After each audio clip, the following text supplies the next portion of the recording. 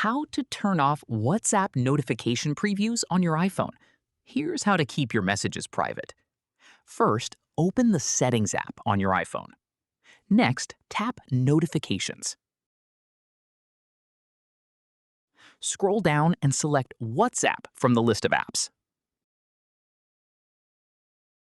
Now, scroll to the Lock Screen Appearance section and tap Show Previews.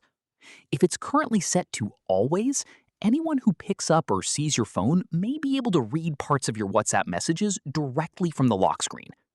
To keep your messages private, select When Unlocked.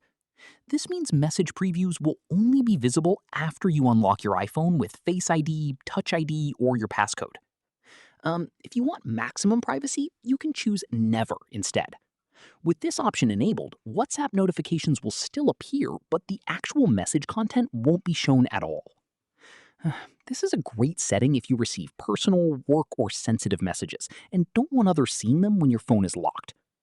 That's it. You've successfully hidden WhatsApp notification previews on your iPhone. If this tutorial helped, don't forget to like the video and subscribe for more WhatsApp tips and tutorials.